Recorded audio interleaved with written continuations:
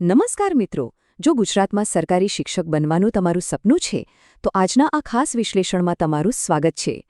આજે આપણે વાત કરવાના છીએ ગુજરાત શિક્ષક ભરતી 2026 વિશે. આ એક એવી તક છે જેની હજારો ઉમેદવારો વર્ષોથી કાગડોળે રાહ જોઈ રહ્યા હતા. તો આજે આપણે આખી ભરતી પ્રક્રિયાના દરેક નાના મોટા પાસાઓને એકદમ સરળ અને સીધી ભાષામાં સમજીશું. તો ચાલો શરૂ કરીએ.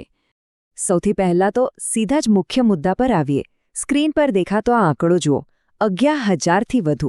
જી હા, આ કોઈ નાનો સૂનો આંકડો નથી. આવનારા સમયમાં વિદ્યા સહાયક અને શિક્ષકોની આટલા મોટા પાયે ભરતી થવા જઈ રહી છે.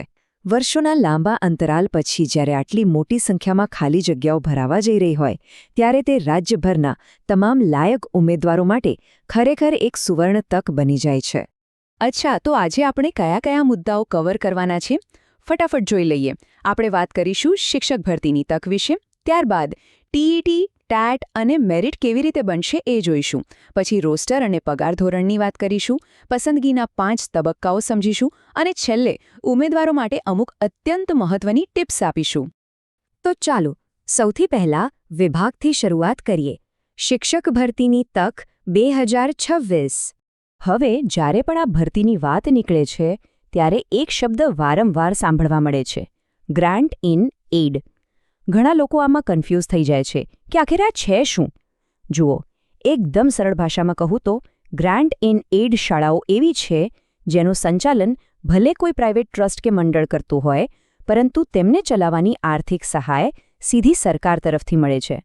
એટલે કે અહીં જે પણ ભરતી થાય છે તે એકદમ રેગ્યુલર સરકારી પ્રક્રિયા મુજબ જ થાય છે. અને સૌથી મોટી વાત, શિક્ષકોને મળતો પગાર અને બીજા લાભો સંપૂર્ણપણે સરકારી નિયમો મુજબ જ હોય છે. ચાલો હવે આગળ વધીએ આપણા બીજા અને બહુ જ અગત્યના વિભાગ તરફ, ટેટ અને મેરિટ સિસ્ટમ. હવે શિક્ષક બનવાની આ સફરમાં કયા ધોરણ માટે કઈ પરીક્ષાની જરૂર પડશે એ સમજવું બહુ જ જરૂરી છે. આ ટેબલ પર એક નજર કરો. જો તમારું લક્ષ્ય ધોરણ 1થી 5ના વિદ્યા સહાયક બનવાનું હોય તો તમારી પાસે ટીઈટી 1 પાસ હોવી અનિવાર્ય છે. જો ધોરણ 6થી 8 એટલે કે ઉચ્ચ પ્રાથમિકમાં જવું હોય તો ટીઈટી 2 ક્લિયર હોવી જોઈએ. અને જો માધ્યમિક અથવા ઉચ્ચતર માધ્યમિક શાળાઓમાં ભણાવવાનું તમારું સપનું છે તો તમારે ટેટ પરીક્ષા પાસ કરેલી હોવી જોઈએ. આ પાયાની લાયકાત છે. અને હવે આવે છે સૌથી મોટા ખુશખબર. આ ભરતી પ્યોર મેરિટ સિસ્ટમ પર આધારિત છે. મતલબ કે તમારે કોઈ અલગથી નવી લેખિત પરીક્ષા આપવાની કોઈ જ જરૂર નથી. હા, બિલકુલ સાચું સાંભળ્યું તમે. અત્યાર સુધી તમે જે શૈક્ષણિક લાયકાત મેળવી છે અને જે પરીક્ષાઓ ઓલરેડી પાસ કરી છે તેના ગુણ જ તમારી પસંદગીનો એકમાત્ર આધાર બનશે. કોઈ નવી સ્પર્ધાત્મક પરીક્ષાનું ટેન્શન નહીં. તો પછી તરત મનમાં પ્રશ્ન થાય કે આ મેરિટ ખરેખર બનશે કેવી રીતે? રાઈટ? તો સમજો કે આ એક મોટી ગરણી કે ફનલ જેવું છે. સૌથી પહેલાં તમારા ટેટ કે ટેટમાં મેળવેલા માર્ક્સ જોવામાં આવશે, ત્યારબાદ તમારી ડિગ્રીના માર્ક્સ અને ડીએલએડ કે બીએડના સ્કોર્સ આમાં ઉમેરાશે. અને છેલ્લે કેટેગરી રિઝર્વેશન અને રોસ્ટર સિસ્ટમના આધારે એક ફાઇનલ કટ ઓફ તૈયાર થશે. આ બધું ભેગું થઈને નક્કી કરશે કે મેરિટ લિસ્ટમાં તમારું નામ ક્યાં હશે. ચાલો હવે વાત કરીએ એવા વિષયની જેની દરેકને સૌથી વધુ આતુરતા હોય છે. આપણો ત્રીજો વિભાગ, રોસ્ટર અને પગાર ધોરણ.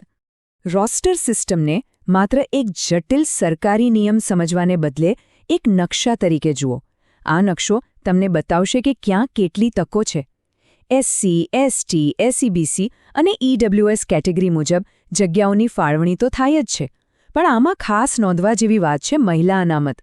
ખાસ કરીને ગ્રામ્ય વિસ્તારોમાં મહિલા શિક્ષકોની જબરદસ્ત માંગ હોય છે, જે તેમના માટે બહુ મોટી તક છે. આ ઉપરાંત દિવ્યાંગ ઉમેદવારો માટે પણ વિશેષ જોગવાઈઓ હોય છે. અને હા, દરેક જિલ્લાનું કટ ઓફ અલગ અલગ હોય છે, એટલે કયા જિલ્લામાં ફોર્મ ભરવું એ બહુ સ્માર્ટલી નક્કી કરવું પડશે. હવે વાત કરીએ આર્થિક વળતરની. આટલી મહેનત પછી પગાર શું મળશે? જુઓ, વિદ્યા સહાયક માટે શરૂઆતના 5 વર્ષ ફિક્સ પગારની પ્રથા છે, જેમાં તમને મહિને અંદાજે 26,000 રૂપિયા મળશે. કદાચ શરૂઆતમાં આ આંકડો સામાન્ય લાગે, પણ અસલી જાદુ 5 વર્ષ પછી થાય છે. 5 વર્ષ પૂરા થતાં જ તમે સીધા નિયમિત પે મેટ્રિક્સ લેવલ 4માં આવી જાઓ છો, જ્યાં તમારો પગાર 25,500થી શરૂ થઈને છેક 81,100 રૂપિયા સુધી પહોંચી શકે છે. આ છે તમારી લાંબા ગાળાની આર્થિક સુરક્ષા. અને જો તમે માધ્યમિક અથવા ઉચ્ચતર માધ્યમિક શિક્ષક તરીકે લાગો છો તો 5 વર્ષ પછી નિયમિત થયા બાદ તમારો પગાર 60,000 થી 70,000 કે તેથી પણ વધુ હોઈ શકે છે.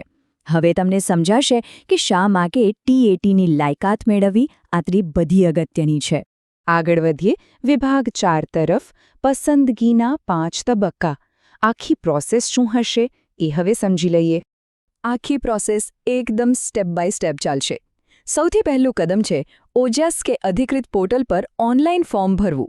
એના પછી આવે છે બીજો અને સૌથી ક્રિટિકલ પડાવ, ડોક્યુમેન્ટ વેરિફિકેશન. અહીં એક નાની ભૂલ પણ ભારે પડી શકે છે. આ ક્લિયર કર્યા પછી જિલ્લાવાર મેરિટ લિસ્ટ બહાર પડશે. ચોથા સ્ટેપમાં તમારે ચોઇસ ફિલિંગ કરવાનું રહેશે, એટલે કે તમારી પસંદગીનો જિલ્લો કે શાળા સિલેક્ટ કરવાની. અને અંતે 5મા તબક્કામાં ફાઇનલ સિલેક્શન અને નિમણૂક પત્ર તમારા હાથમાં હશે. અને હવે આજના વિશ્લેષણનો અંતિમ અને સૌથી અગત્યનો વિભાગ, ઉમેદવારો માટે કેટલીક બહુ જ મહત્વની સલાહ. સ્ક્રીન પર દેખાતું આ લિસ્ટ ખાસ સેવ કરી લેજો. આ માત્ર ડોક્યુમેન્ટ્સનું લિસ્ટ નથી, તમારી સર્વાઇવલ કિટ છે. ટેટ કે ટેટની માર્કશીટ, ડિગ્રી સર્ટિફિકેટ, DLED કે BEdના સર્ટિફિકેટ્સ, આધાર કાર્ડ, લિવિંગ સર્ટિફિકેટ અને જો લાગુ પડતું હોય તો જાતિ, EWS કે નોન ક્રીમી લેયરના તમામ પ્રમાણપત્રો. છેલ્લી ઘડીએ કોઈ કાગળ ખૂટે અને વર્ષોની મહેનત પર પાણી ફરી વળે એના કરતાં બેટર છે કે અત્યારથી જ આ બધાની એક પરફેક્ટ ફાઇલ તૈયાર કરી લો. વયમર્યાદાની વાત કરીએ તો સામાન્ય રીતે એ 18થી 33 કે 35 વર્ષ સુધીની હોય છે. પણ જુઓ, ખરી રમત સારી સ્ટ્રેટેજીની છે. પહેલી સલાહ, જો તમારી પાસે ચાન્સ હોય તો TET સ્કોર સુધારવા પર ફોકસ કરો. બીજી અને બહુ જ અગત્યની વાત, વોટ્સએપ કે સોશિયલ મીડિયાની અફવાઓથી બચીને માત્ર ને માત્ર OJS કે GSERC જેવી અધિકૃત વેબસાઇટ પર જ ભરોસો કરો. અને ત્રીજું, અગાઉના જિલ્લાવાર કટઓફનો અત્યારથી જ અભ્યાસ કરવા માંડો. પણ મિત્રો, અહીં એક કડવી વાસ્તવિકતા પણ સ્વીકારવી પડશે. 11,000થી વધુ જગ્યાઓની તક જેટલી મોટી છે, હરીફાઈ એટલી જ ભયંકર રહેવાની છે. 2 ભરતીઓ વચ્ચે ખાસ્સો લાંબો સમય વીતી ગયો છે અને વર્ષોથી ટેટ પાસ કરીને બેઠેલા ઉમેદવારોની આખીને આખી ફોજ તૈયાર છે. એટલે ખાસ કરીને ગુજરાતી માધ્યમમાં મેરિટ કલ્પના કરતાં પણ ઊંચું જઈ શકે છે. આ કોઈ સામાન્ય સ્પર્ધા નથી હોવાની. તો હવે છેલ્લો અને સૌથી મોટો સવાલ એ છે કે શું આપણે ખરેખર આ ગળાકાપ સ્પર્ધા માટે તૈયાર છીએ? જોજો, માત્ર નોટિફિકેશન આવવાની રાહ જોવાથી નિમણૂકપત્ર નથી મળતું. ડોક્યુમેન્ટ્સ તૈયાર રાખવાથી, સ્કોર સુધારવાની મહેનત કરવાથી અને આજથી જ સાચી દિશામાં કામ કરવાથી જ સફળતા મળશે. તો બસ તૈયારીમાં લાગી જાઓ. આજના આ ખાસ વિશ્લેષણમાં જોડાવા બદલ ખૂબ ખૂબ આભાર.